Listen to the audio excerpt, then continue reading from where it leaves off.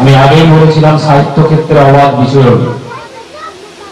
আমি যৎকিঞ্চিত সংস্কৃতি সাহিত্য যতটুকু বুঝি বা জানি, আমি তার নিরিখেই বিচার করে বলছি, এরকম মহাসাগরে মহাসলিলে সন্তরণ করা সাহিত্য না জানা ব্যক্তিদের পক্ষে সম্ভব নয়।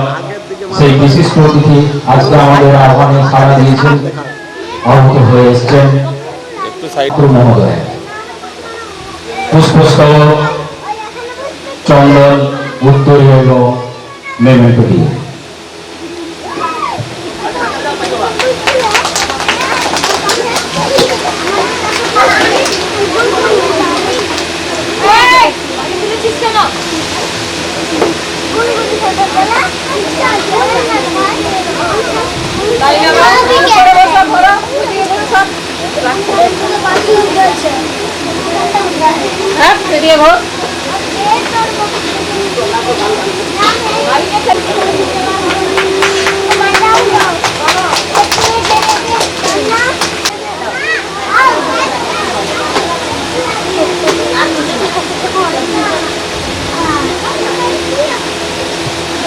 ছাত্রছাত্রীদের বলছি, দুটো হাত ঈশ্বর দিয়েছেন সমস্ত কিছু কাজের জন্য, তাই তো?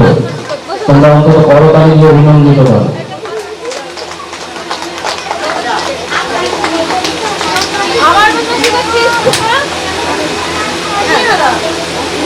যাদবটাকে ডেকেও আমরা সাড়া পাইনি, তো উনি যে অনুরোধ করছি আমি মঞ্চে আসার জন্য। আগে মঞ্চে আসুন।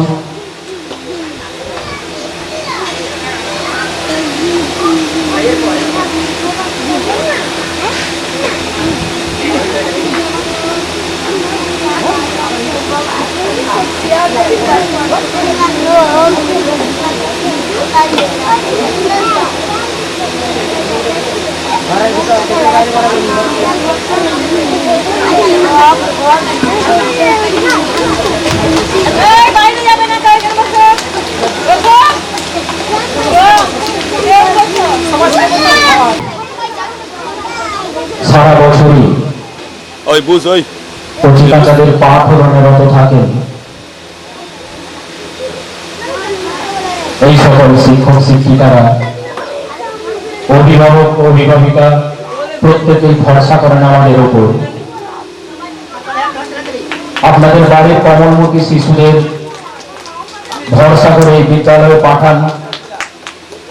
সেই সকল শিশুদের পাঠদানে বা পাঠ মূল্যায়নে রত থাকেন সারা বছর যে সকল শিক্ষক শিক্ষিকা, তাদেরকে আমরা বরণ করে নিচ্ছি। ছাত্রছাত্রীদের বলছি একটু করতালি দাও, অন্তত এই শুভ মুহূর্তে করতালি দাও।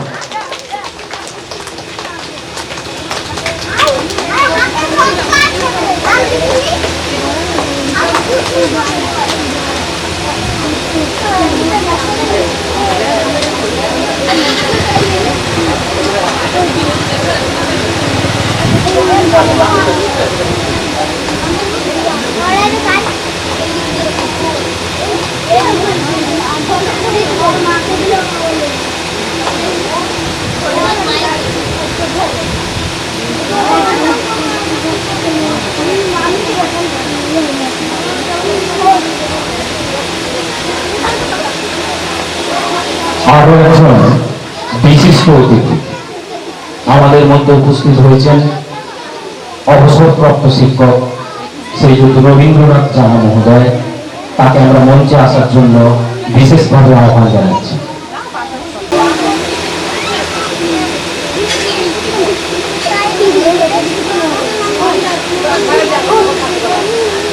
তোমাদের দুজন প্রিয় আন্টিকে বরণ করে নেওয়া হচ্ছে, একটু করতালি হোক। তোমাদেরকে সব সময় দেখেন নিজের মায়ের মতো, যে 3-4 ঘন্টায় বিদ্যালয়ে থাকো, মায়ের অভাব দূর করেন, তাদেরকে আমরা বরণ করে নিলাম। এখন আমরা বরণ করে নেব, তারা দয়া করে আসুন তাড়াতাড়ি।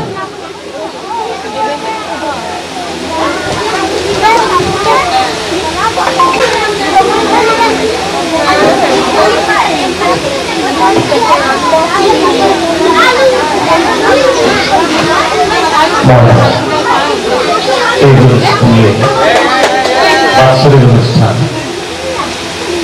প্রত্যেক বছরের ন্যায় এবছর উদযাপিত হচ্ছে। তাই শুরুর আগে আমাকে আমন্ত্রণ জানানোর জন্য কৃতজ্ঞতা জানাই। এই সঙ্গে ছোট ছোট ছেলেমেয়েদের নিয়ে যেভাবে সাংস্কৃতিক অনুষ্ঠান করেন সেজন্য ধন্যবাদ আমার তরফ থেকে। আমার গীতি আলেখ্য পরিবেশ দূষণ নিয়ে নাটিকা এবং ভারতবর্ষের স্বাধীনতার উপরে গীতি আলেখ্য, ওই সঙ্গে ভক্তিগীতি, কীর্তন, আধুনিক এবং পল্লী গীতি নিয়ে যে বইটি আমার প্রকাশিত হয়েছে সেই বইটি আমি এখন প্রিন্সিপাল মাস্টার হাতে তুলে দিচ্ছি।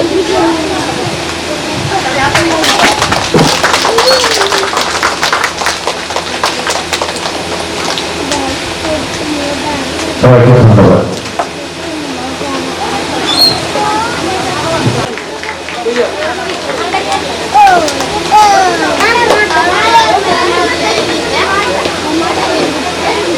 আমি আগেই বলেছিলাম আমার অত্যন্ত সৌভাগ্য হয়েছিল যে বেশ কয়েক বছর সহকর্মী হিসাবে থাকার, তার সান্নিধ্যে, তার ভালোবাসায়। আমরা একই স্কুলে কিছুদিন শিক্ষকতা করেছিলাম।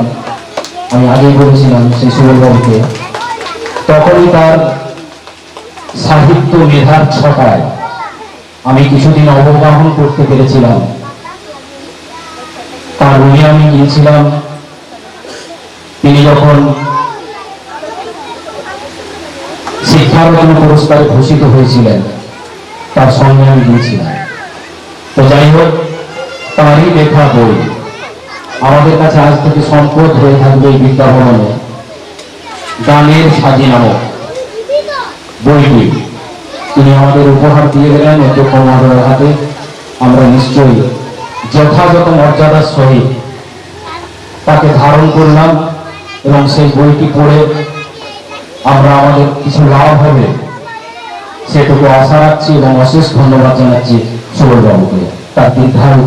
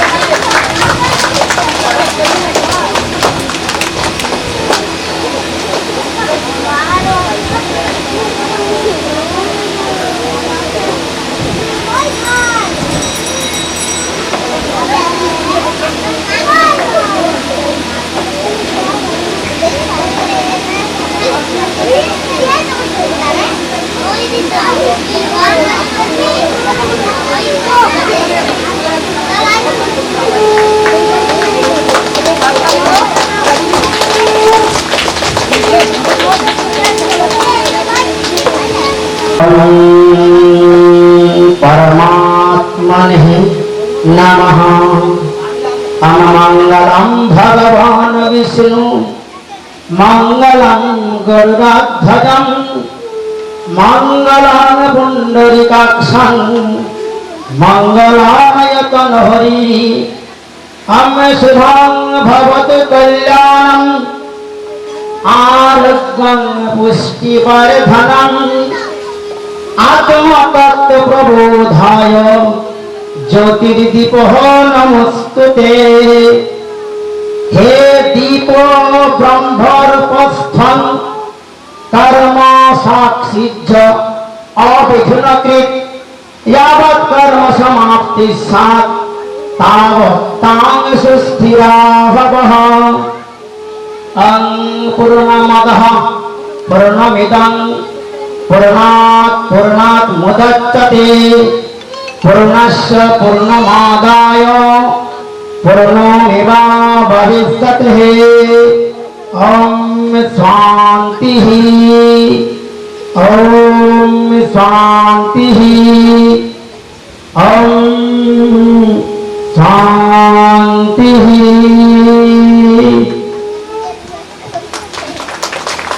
আমরা সমৃদ্ধ হলাম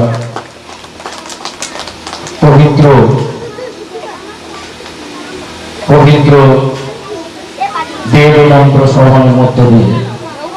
এবার একটু উপনিষদের বাণী, উপনিষদের কথা পাঠ করে শোনাবেন আমাদের বিশিষ্ট একজন বিশিষ্ট আমাদের অতিথি রবীন্দ্রনাথ মহোদয়। আমি ছাত্রদের উদ্দেশ্যে বলছি, তোমরা আমার সঙ্গে পড়ার চেষ্টা না।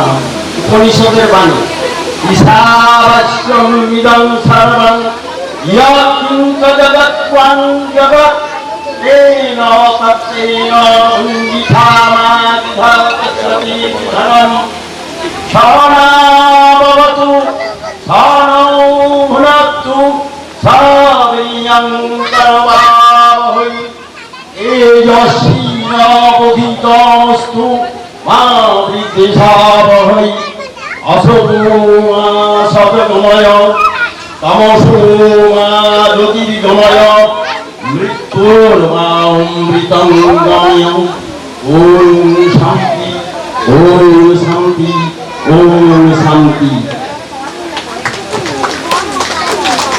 তোমরা হয়তো এই গুরু তত্ত্ব কথা বা উপনিষদের কথা ঠিক বুঝবে না বলা, তবে যতটুকু শুনলে তোমাদের কিছুটা হলেও পাপ ক্ষয় বা জ্ঞান বোধের উন্মেষ হবে, এটুকু আশা আমি রাখছি।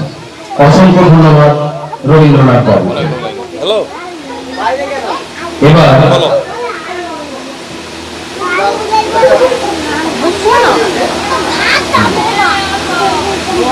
গুরুদেবের প্রতিকৃতিতে মাল্যদান ও পুষ্পার্ঘ্য নিবেদিত হবে। মাল্যদান করবেন আজকের বিশিষ্ট অতিথি, আমাদের সবার শ্রদ্ধার ব্যক্তিত্ব সুরঞ্চন্দ্র পাল মহোদয়। গুরুদেবের প্রতিকৃতিতে মাল্যদান করবেন অবসরপ্রাপ্ত শিক্ষক শ্রীযুক্ত সুরঞ্চন্দ্র পাল মহোদয়।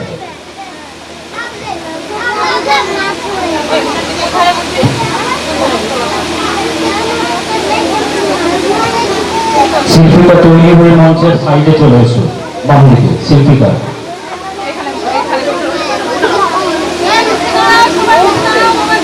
একবার সবাই উঠে দাঁড়াও, একটু সংবর্ধন হোক।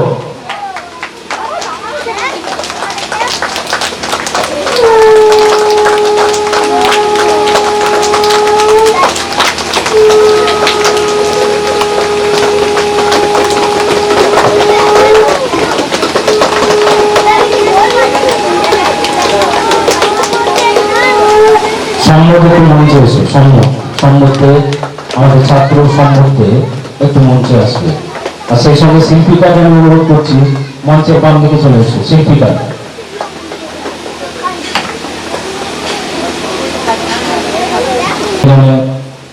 শিল্পীকা মাইতি ও সম্পর্কে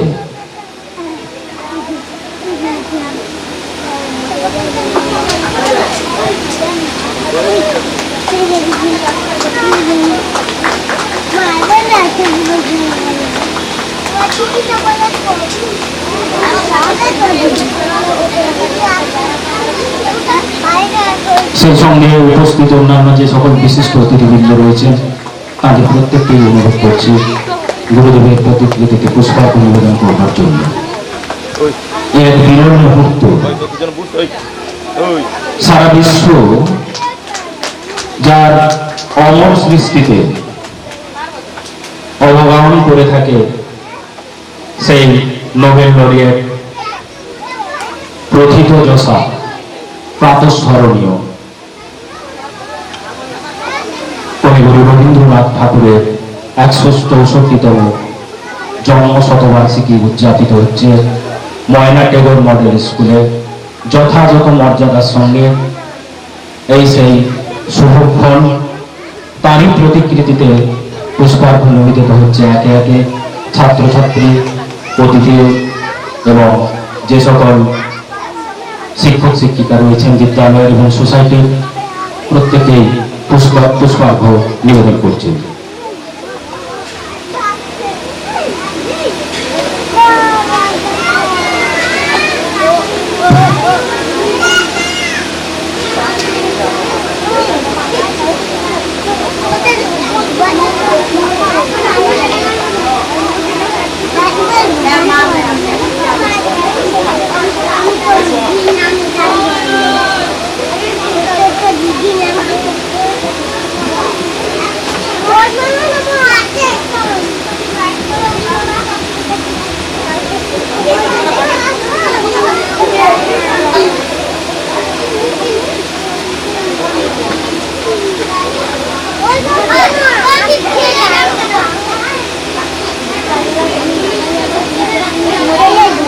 প্রত্যেক বছর যিনি সঞ্চালনা গুরু দায়িত্ব কাঁধে নেন,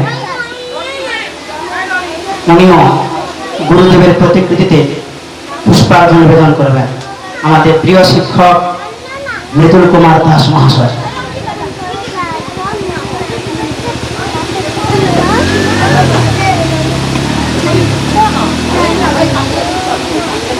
অভিভাবক মন্ডলীর পক্ষ থেকে আপনারা আসুন, গুরুদেবের প্রতিকৃতিতে পুষ্পার্ঘ নিবেদন করুন।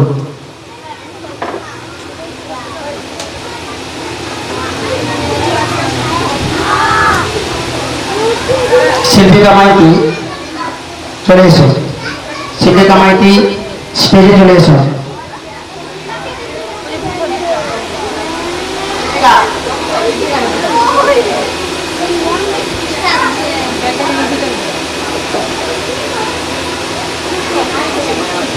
আবারও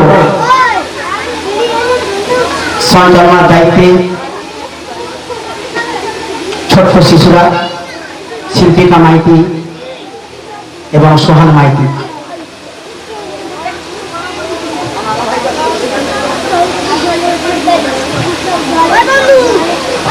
এখন উদ্বোধনী সঙ্গীত পরিবেশন করবে আমার সহপাঠী চতুর্থ শ্রেণীর ছাত্র সুহান মাইতি।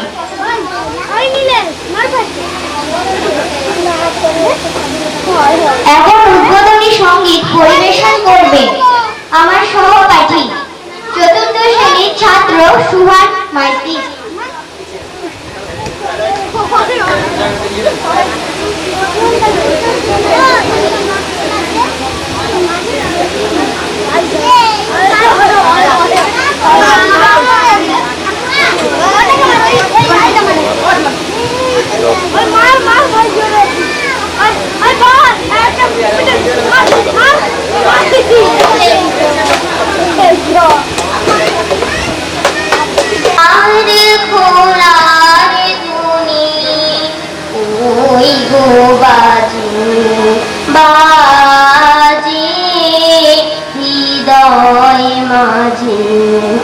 তোমার দুয়ারে খোলার ধুনি, তোমার ঘরে নিতে ভরে আগুন যদি গেল তোরে, তোমার ঘরে নিতে ভরে আগুন যদি গেল তোরে, আমার ঘরে রইব তবে কিসের লাজে, ওই গো বাজে বাজে হৃদয় মাঝে, তোমার দুয়ার খোলার ধুনি।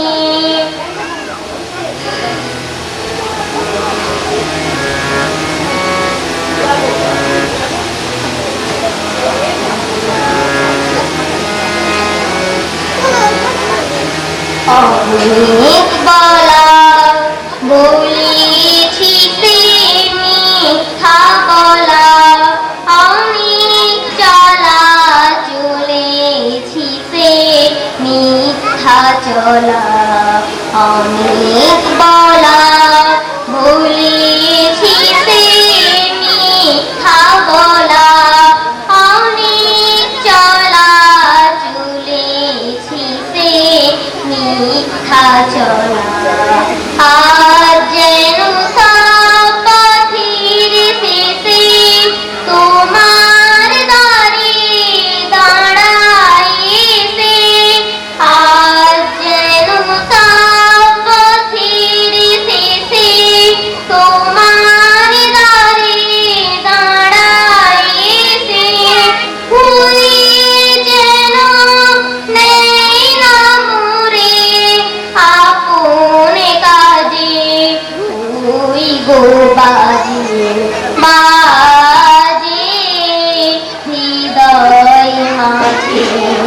তোমার দুয়ারে খোলা রে ধ্বনি।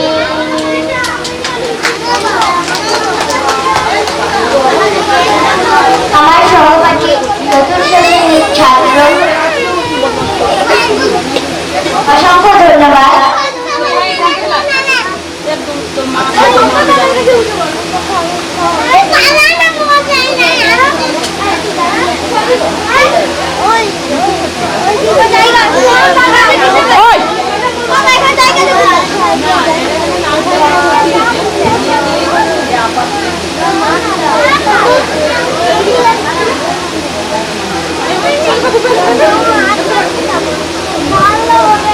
আমাদের কাছে আরো একটি আনন্দ ঘন মুহূর্ত উপস্থিত হবে আর কিছুক্ষণের মধ্যে।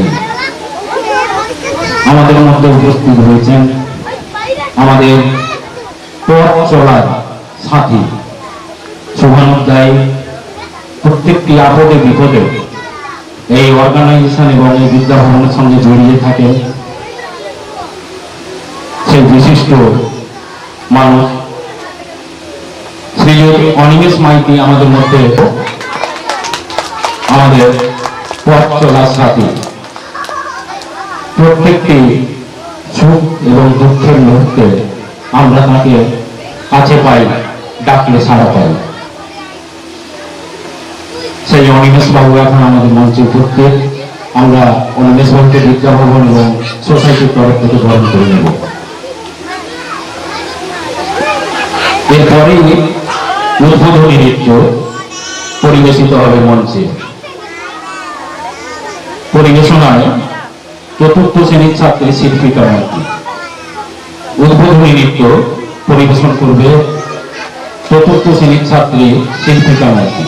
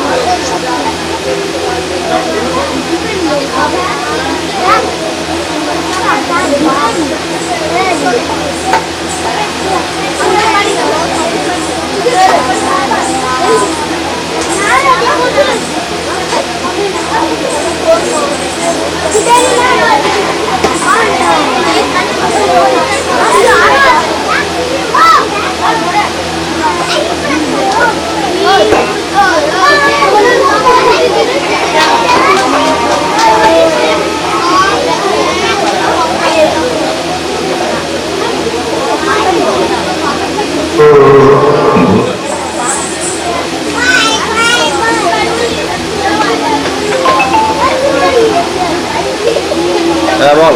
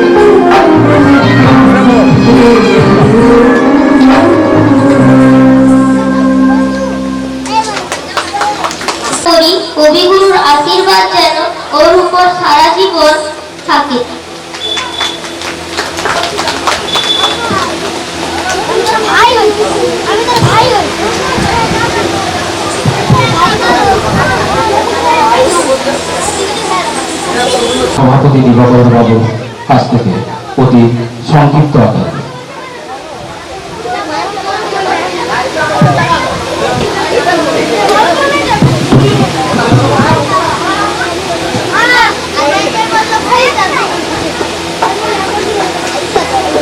নমস্কার।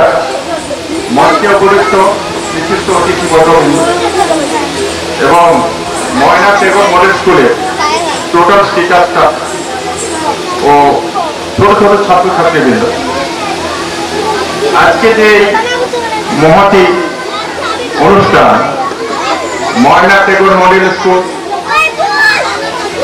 ও ময়না টেগর সোসাইটি ওয়েলফেয়ার এই আয়োজন করেছে,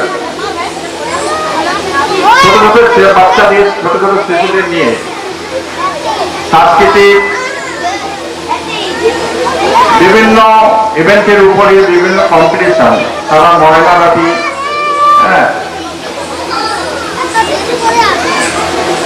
সাধারণত এই ধরনের অনুষ্ঠান আমরা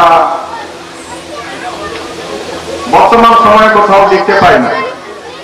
কিছু কিছু ক্লাব বা কিছু কিছু সংগঠন করে থাকে, তারা কিন্তু এই রবীন্দ্রনাথের জন্ম নিয়ে কোনো সময় বা কোনো সময় যা অনুষ্ঠানটা করে না, বিভিন্ন রকম তাদের নিজস্ব পূজা পার্বণ উপলক্ষে করে, কিন্তু আমরা এই ধরনের অনুষ্ঠানগুলো সাধারণত দেখতে পাই। সে কারণে আমার পক্ষ থেকে বিদ্যালয়কে ময়না টেগর মডেল স্কুলকে অসংখ্য ধন্যবাদ জানাই। বিশেষ কিছু বলার নেই, অনুষ্ঠানটা এই সবে শুরু হয়েছে। আমি অনুষ্ঠানটা সঞ্চালন করার জন্য মৃদুল বাবুকে অনুরোধ করব, উনি টোটাল অনুষ্ঠানটা সঞ্চালন করবেন। এই বলে আমি আমার বক্তব্য শেষ করছি। বরণ করে নেব আমরা। আমি সুমিতা ম্যাডামকে মঞ্চে আসার জন্য আহ্বান জানাচ্ছি, আর বরণের দায়িত্বে যারা রয়েছে তাদেরকে অনুরোধ করছি মঞ্চে আসার জন্য। সুমিতা ম্যাডাম একটু মঞ্চে আসবেন।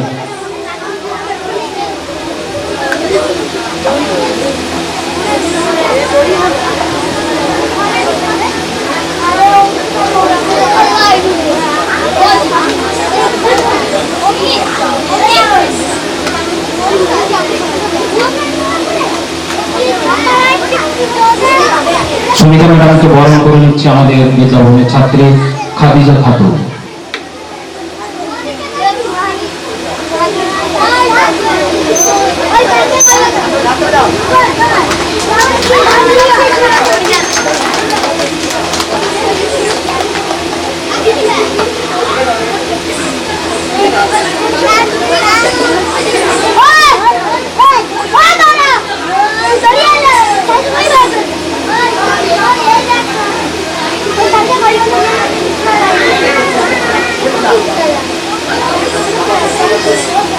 আমি কবিগুরু রবীন্দ্রনাথ ঠাকুরের লেখা বৃক্ষ কবিতাটি আবৃত্তি করে শোনাই। খুকি তোমার কিচ্ছু বোঝে না মা, খুকি তোমার ভারী ছেলে মানুষ। ও ভেবেছে তারা উঠছে বুঝি আমরা যখন উড়িয়েছিলাম ফানুস।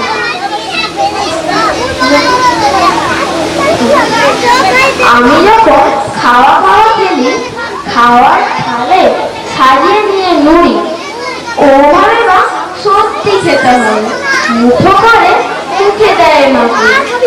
সামনেতে ওর শিশু শিক্ষা খুলে যদি বলি খুকি পড়া করো, দু হাত দিয়ে পাতা ছিঁড়তে বসে। তোমার খুকির পড়া কেমন তর? আমি যদি মুখে কাপড় দিয়ে আস্তে আস্তে আসি ঘুরি ঘুরি, তোমার চোখে অমনি কেঁদে ওঠে। ওভাবে বা এলো দুজু বুড়ি। আমি যদি রাগ করে কখনো মাথা নেড়ে চোখ লাগিয়ে বকি, তোমার চোখে খিলখিলে হাসে, মজা করছি মনে করে ওকে। সবাই জানে বাবা বিদেশ গেছে, তবু যদি বলি আসছে বাবা তাড়াতাড়ি চারদিকে থেকে, তোমার চোখে এমনি বোকা হবে। ধোবা এলে পড়াই যখন আমি, টেনে নিয়ে তাদের বাচ্চা গাধা। আমি বলি, আমি গুরু মশাই। ও আমাকে চেঁচিয়ে ডাকে, দাদা।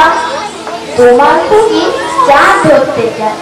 গণেশকেও বলে যে মা বানু। তোমার খুকি কিচ্ছু বোঝে না মা। তোমার খুকি ভারী ছেলে নমস্কার। আমার সহপাঠী Suman Maiti. I am Mufida Patro.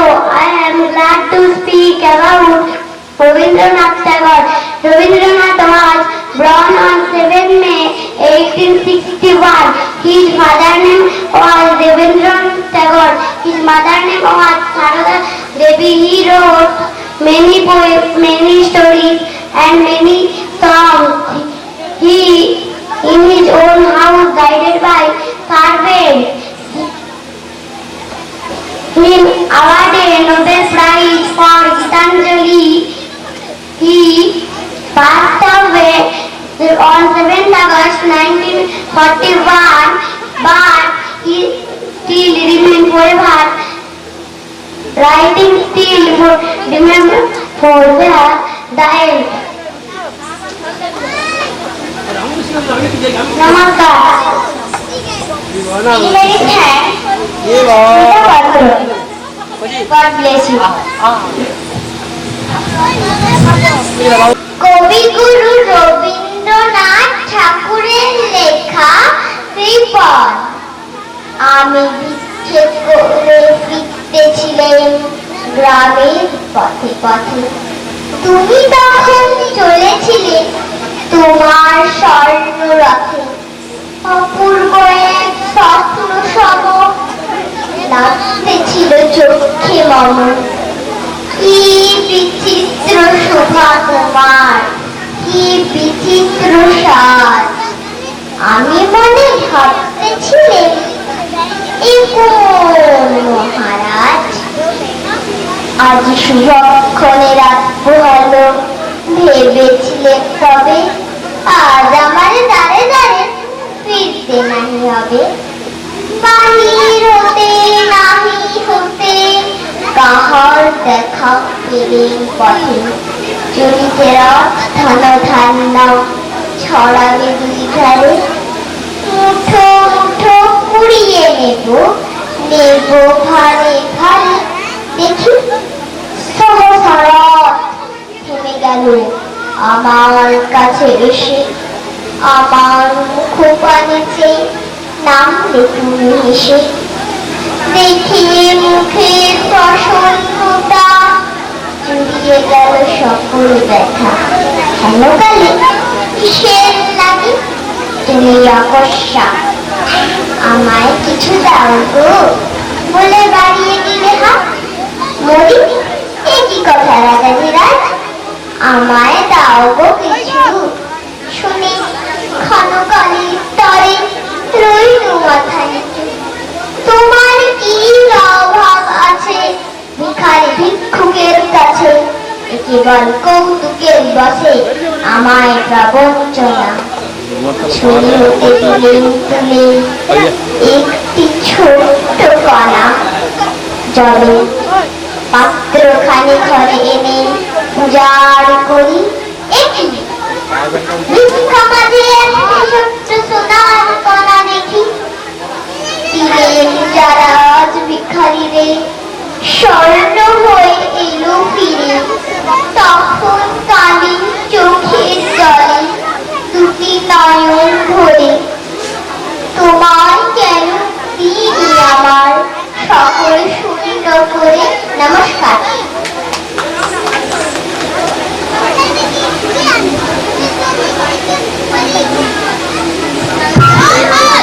অসংখ্য ধন্যবাদ দেবাদেবতা দাস। এরপর রবীন্দ্রনাথ ঠাকুর সম্পর্কে ইংরেজিতে বক্তব্য রাখবে আমাদের সহপাঠী Suman Maiti.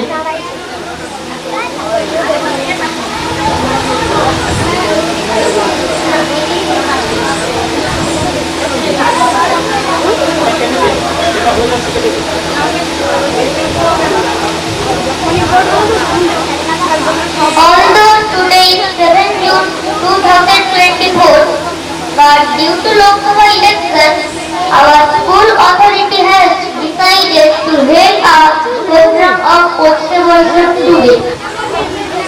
Respected teachers, honorable guests, chief secretary, and my dear friends, we are going to complete birth anniversary of Kavi Guru Rabindranath Tagore.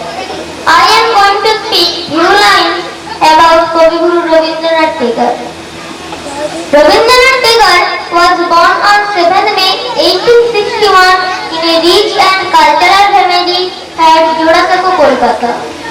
His father's name is Mohanty Devendranath Tagore and mother's name is Sarada Devi.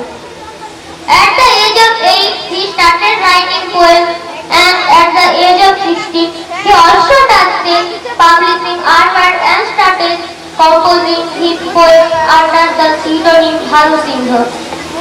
He took his early education at home by private teachers. He never attended the school. However, at the age of 17, he went to England for higher studies. He was not only a poet, but also a song composer, playwright, lyricist, song composer, as well as an essay writer. He received Nobel Prize in 1913 for his great poem Gitanjali. He was first non-European to receive Nobel Prize in literature. He wrote national anthem for India. Jana Jana Mana Yati Nayaka Jaya He Bharata Bhagya Vidhata. He also wrote national anthem for Bangladesh, Amar Sonar Bangla. He established a school in Santiniketan, which is famously known as Vishwa Bharati University. He died at the age of 18 in 1941 on 7th August. Thank you all.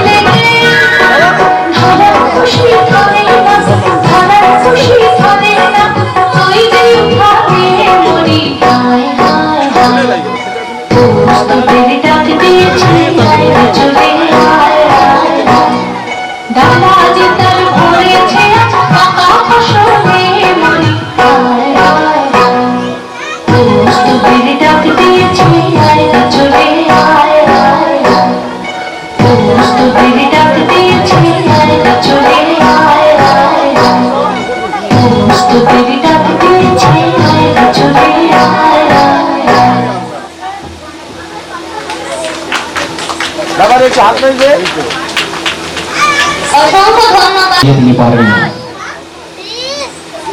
যার লেখার আচরে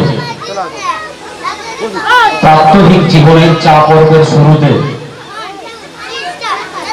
আমরা যে নাটকীয়তা অনুভব করি, আমাদের এই প্রিয় ময়নার খবর পাই, সেই বিশিষ্ট সাংবাদিক ফণীভূষণ পাত্র মহোদয় আমাদের মধ্যে উপস্থিত হয়েছেন। সেই সঙ্গে আমি শুভম বাবুকে অনুরোধ করছি মঞ্চে আসার জন্য। এই দুজন বিশিষ্ট ব্যক্তিকে আমরা এখন বরণ করে নেব। বরণ করে নিচ্ছেন আমাদের বিদ্যাভবনের প্রিয় শিক্ষিকা সুমিতার ম্যাডাম, সুমিতা মাইতি রাউত মহোদয়, এবং সঙ্গে রুমা ম্যাডাম।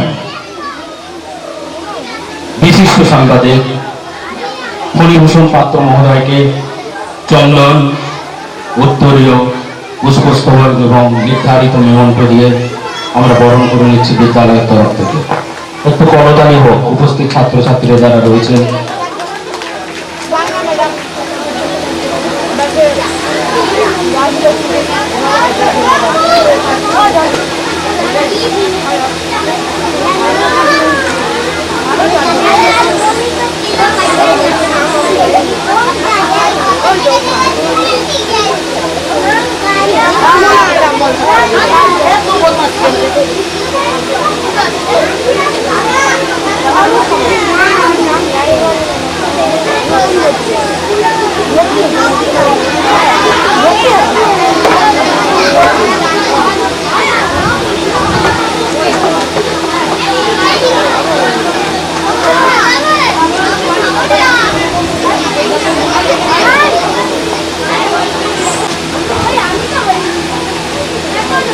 আজকে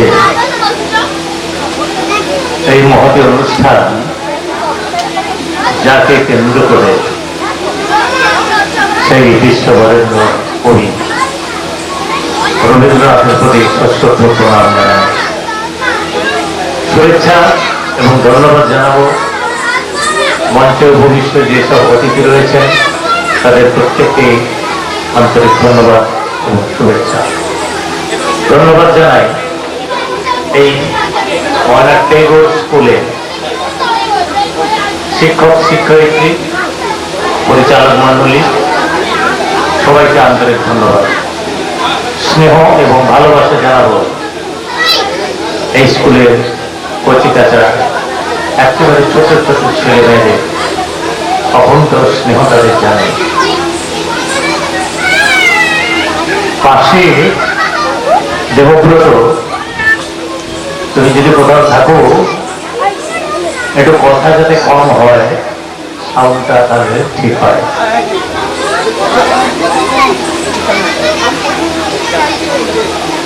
আমি বিদ্যাভবনে যে সকল শিক্ষিকা রয়েছেন তাদেরকে অনুরোধ করছি একটু ছাত্রদের মাঝে বসে তারা যাতে না কথা কথা বলে, এটা একটু আমাদের লক্ষ্য করার বিষয়ে অনুরোধ করছি।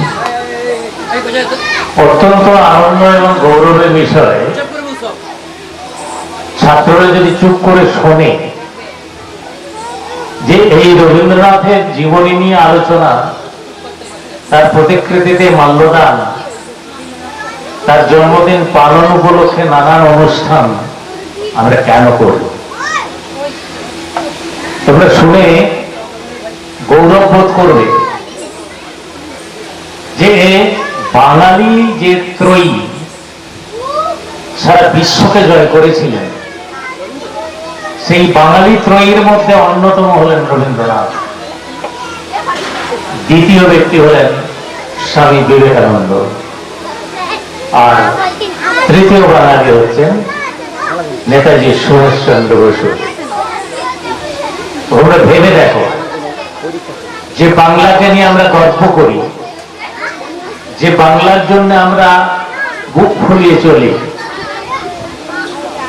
স্বাধীনতার জন্য যিনি অগ্রণী ছিলেন, শুধু তাই নয়, যার ভয়ে ব্রিটিশ দেশ ছেড়ে পালালো, সেই বাঙালি বীর নেতাজি। আবার সারা বিশ্বের দরবারে হিন্দু সনাতন ধর্মকে যিনি প্রতিষ্ঠিত করলেন, তিনি হলেন স্বামী বিবেকানন্দ। আর সাহিত্য জগৎ থেকে যিনি বিশ্বের দরবারে বিশ্ববিখ্যাত পুরস্কার নোবেল জয় করে আনলেন, তিনিও তৃতীয় বাঙালি, এই রবীন্দ্রনাথ। অতএব এই ত্রয়ী বাঙালিকেই আমাদের সশ্রদ্ধ প্রণাম। ওই সঙ্গে 164তম জন্মদিনে বিশেষ করে রবীন্দ্রনাথের প্রতি আজকে সশ্রদ্ধ প্রণাম। ছোট ছোট ছেলেমেয়েরা অংশগ্রহণ করেছে। ইংরেজি বক্তৃতার সময় একটি ছেলে বলল যে আমাদের জাতীয় সঙ্গীত জনগণমন রবীন্দ্রনাথের লেখা। শুধু তাই নয়, ছেলেটি আরো বলল যে বাংলাদেশের জাতীয় সঙ্গীতও রবীন্দ্রনাথের লেখা। আমি ছেলেটিকে বলবো এবং যারা উপস্থিত আছেন তাদেরকেও বলবো, শুধু এই দুটি দেশ নয়, 3টি দেশের জাতীয় সঙ্গীত আমাদের এই রবীন্দ্রনাথের লেখা। তৃতীয় দেশটি কোনটি? শ্রীলঙ্কা। শ্রীলঙ্কার একটি ছাত্র শান্তিনিকেতনে পড়তেন, সম্ভবত আনন্দম নামটি। তিনি তাকে বলেছিলেন রবি ঠাকুরকে, গুরুদেব আপনি আমাদের শ্রীলঙ্কার জন্য একটি জাতীয় সঙ্গীত লিখে দিন। রবীন্দ্রনাথ বললেন আমি তো তোমাদের ভাষা জানি না, তবে আমার ভাষায় আমি লিখে দিচ্ছি, তুমি সেটা তোমার ভাষায় ভাষান্তর করে নিও। সেই রবীন্দ্রনাথের লেখা জাতীয় সঙ্গীতটি আনন্দম দেশে গিয়ে সরকারের অনুমোদন নিয়ে জাতীয় সঙ্গীত হিসাবে শ্রীলঙ্কাতে চলে। এর থেকে আর গৌরবের কি? এক বিশ্বকবি রবীন্দ্রনাথের গান 3টি দেশে জাতীয় সঙ্গীত হিসাবে প্রচলিত। এটা অত্যন্ত গৌরবের এবং আনন্দের। শুধু তাই নয়, আজকে তোমরা রবীন্দ্রনাথের জন্মদিনের অনেক পরে এসে রবীন্দ্রনাথের জন্মদিন পালন করছো, কিন্তু জানো কি রবীন্দ্রনাথ তার 25শে বৈশাখ জন্মদিনটি পেছিয়ে নয়, একেবারে এগিয়ে নিয়ে পালন করতেন। রবীন্দ্রনাথ একসময় বলেছিলেন শান্তিনিকেতনে যে আমার জন্মদিনটা 25শে বৈশাখ হচ্ছে, কিন্তু তোমরা খুব কষ্ট পাচ্ছ, ছাত্রছাত্রী, শিক্ষক শিক্ষিকা, সংযুক্ত যারা, তারা সবাই এই কঠোর গরমে আমার জন্মদিন পালন করে তোমরা খুব কষ্ট পাচ্ছ। তাই আমি বলছি 25শে বৈশাখ না করে এটা 1লা বৈশাখ করে দাও। 1লা বৈশাখ রবীন্দ্রনাথের জন্মদিন পালন রবীন্দ্রনাথের কথাতেই শুরু হলো, কারণ গরম থেকে বাঁচবার জন্য। তাই 1লা বৈশাখ রবীন্দ্রনাথের জন্মদিন পালন করে রবীন্দ্রনাথ শান্তিনিকেতনে পুরো ছুটি ঘোষণা করে দিতেন, গরমের ছুটি। আর এই সময় উনি চলে যেতেন পাহাড়ে, ঠান্ডার দেশে, এই গরমের সময় কাটানোর জন্য, সাহিত্য সৃষ্টির জন্য। কালিম্পং, কার্শিয়াং, রামগড়, শিলং, রামগড় প্রভৃতি জায়গায় তিনি এই গরমের সময় অবসর বিনোদনের জন্য যেতেন। আর সেখানে সৃষ্টি হতো নানান বিখ্যাত বিখ্যাত সব সৃষ্টি, গান, নাটক, নাটিকা, ইতিহাস, সবকিছুই তিনি সৃষ্টি করেছেন।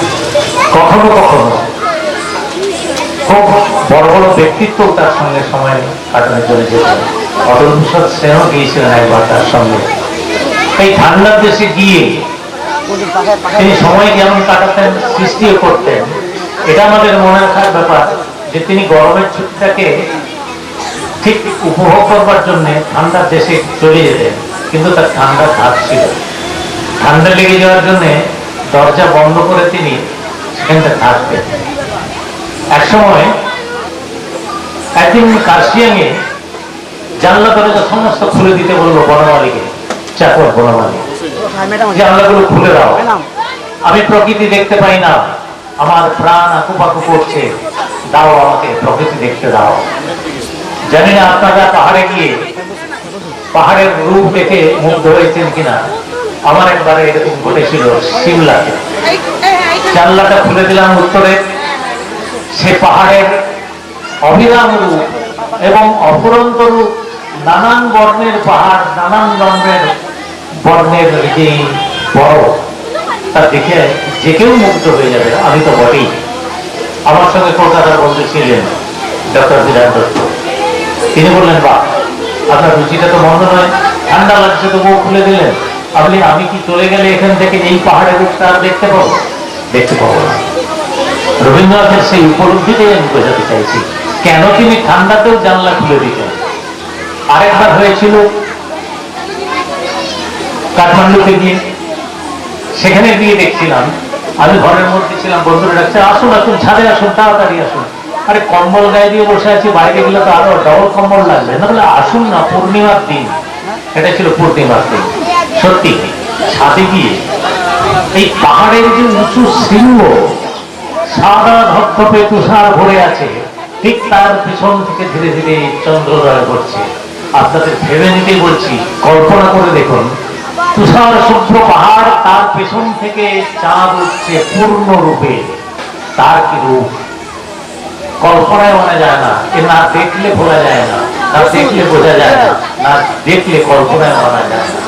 তাই রবীন্দ্রনাথ হয়তো বিনোদনের জন্য যেতেন, কিন্তু তিনি অফুরন্ত আনন্দ যেমন লাভ করতেন, তেমনি সৃষ্টিটাও করতেন অফুরন্ত। আরেকটি কথা হচ্ছে যে আমরা তার সৃষ্টি নিয়ে ভাবি, সৃষ্টি নিয়ে চর্চা করি, সৃষ্টির গভীরতা। রবীন্দ্রনাথকে বুঝতে হলে বাচ্চাদেরকে বোঝাতে হবে। রবীন্দ্রনাথের গানটা সে গাইছে, নাচটা সে করছে, তার অর্থটা তাকে একটু বুঝিয়ে দিতে হবে। মনে রাখুক না রাখুক, একটু বুঝিয়ে বলতে হবে। বুঝিয়ে দিলে তার ধীশক্তিতে সে কিছুটা অন্তত ধারণ করে রাখবে। এটাই আমার প্রস্তাব, আপনারা চেষ্টা করে দেখবেন। রবীন্দ্রনাথ যে শুধু বড়দের জন্য লিখেছেন তাই না, তিনি প্রত্যেকের জন্য লিখেছেন। তিনি যেমন লিখেছেন, কুমোর পাড়ার গরুর গাড়ি, বোঝাই পড়া কলসি হাঁড়ি, গাড়ি চালায় বংশী মদন, সঙ্গে বাগনে মদন। আবার ঠিক বড়দের জন্য তিনি লিখেছেন, আপনারা জানেন, পৃথিবী আজ আমার প্রণতি গ্রহণ করো পৃথিবী। শাহজাহান কবিতা লিখেছেন, কত কবিতা, কর্ণ পঙ্ক্তি সংবাদ, এ তো অবিস্মরণীয় কীর্তি, অবিস্মরণীয় সৃষ্টি। এইসব সৃষ্টি বুঝতে গেলে এই স্থিরভাবে প্রত্যেককে বুঝিয়ে নিতে হবে। আপনারা শিক্ষকরা যারা বোঝেন, অবশ্যই তারা ছোটদের বুঝিয়ে বলবেন, শেখানোর চেষ্টা করবেন। আজ থেকে করলে অবশ্যই তারা বড় হয়ে আরো উপলব্ধ করতে পারবে। যার লেখা নিয়ে শুধু গ্র্যাজুয়েশন না, মাস্টার ডিগ্রি পর্যন্ত পড়ানো হয়, শুধু তাই নয়, তার জন্য পিএইচডিও করছেন। আবার কোন কোন কলেজ এবং ইউনিভার্সিটিতে রবীন্দ্রনাথের নামেই একটা করে চেয়ার আছে, রবীন্দ্র ধাপক। কেন? রবীন্দ্রনাথকে আমরা অনুশীলন করতে পারি না, রবীন্দ্রনাথকে আমরা বুঝতে চেষ্টা করি না, শুধু গতানুগতিক আমরা অনুষ্ঠান করে চলি। আবার অনেকে বলেন রবীন্দ্রনাথ নাকি ভোট জুয়া করেছিলেন। আমি বলবো, তারা রবীন্দ্রনাথ সম্বন্ধে বিন্দুমাত্র কিচ্ছু জানেন না। রবীন্দ্রনাথ যদি বিন্দুমাত্র তাদের মাথায় ঢুকতো, তাহলে বুর্জুয়া এই শব্দ তাদের মাথায় বেরোতো, বলতেন না। কারণ আপনারা রাজর্ষি নাটকটা দেখেছেন, রাজর্ষি নাটকে একটি ছোট্ট মেয়ের কথা বলা আছে, একেবারে হাঘরের মেয়ে, সে দিন আনে দিন খায়। মন্দিরের সোপানে বলি দেওয়া পশুর রক্ত যখন সোপান হয়ে চলে গেছে, তখন সেই রক্তটা মুছতে মুছতে বলছে, সোপানে এত রক্ত কেন, এত হিংসা কেন মায়ের দুয়ারে? তাহলে রবীন্দ্রনাথ বুঝলো। মুক্তধারা নাটকে যান, মুক্তধারা নাটকে যে শ্রমিকদের কথা তিনি তুলে ধরেছেন, নিপীড়িত শ্রমিকদের কথা বলেছেন, খেটে খাওয়া মজুরদের কথা বলেছেন, তাহলে কি তিনি বুঝিও হলেন? তার মানে মূল্যায়ন হচ্ছে না, একেবারেই মূল্যায়ন হয় না রবীন্দ্রনাথকে নিয়ে। তাই রবীন্দ্রনাথকে অনুসরণ করার, অনুধাবন করার জন্য রবীন্দ্রনাথকে পড়াশোনা করতে হবে। অনেকে আবার বলেন, অত্যন্ত লজ্জা যে রবীন্দ্রনাথ নাকি পড়াশোনা বেশি করেন না। কেউ কেউ তো মাইকে বলেই ফেলেন ক্লাস 8 পর্যন্ত পড়েছেন। আমি বলবো, আমাদের যে মডার্ন এডুকেশন সিস্টেম, এই যে প্রথাগত শিক্ষা, ক্লাস ভাগ করেছে, মাধ্যমিক, উচ্চ মাধ্যমিক, বিএ, অনার্স, এমএ, পিএইচডি, নানান রকম। রবীন্দ্রনাথ এই প্রথাগত শিক্ষাটা পছন্দ করতেন না। কিন্তু তার জ্ঞানের গভীরতা ছিল অসীম। বাড়িতেই তার পড়ার ব্যবস্থা ছিল, বাড়িতে নর্মাল স্কুলে পড়েছেন, তারপর তিনি চলে গেছেন শান্তিনিকেতন এবং ডাল হাউসে। এখানে গিয়ে তিনি ইংরেজি সাহিত্যের উপরে চর্চা করেছেন, ইংরেজি জ্ঞান লাভ করেছেন। তারপরে তার দাদা যখন আহমেদাবাদে ছিলেন, সেই আহমেদাবাদে বেশ কিছুদিন থেকে ইংরেজি সাহিত্যের উপর বিশাল দখল নিলেন। কতটা দখল নিলে ইংরেজি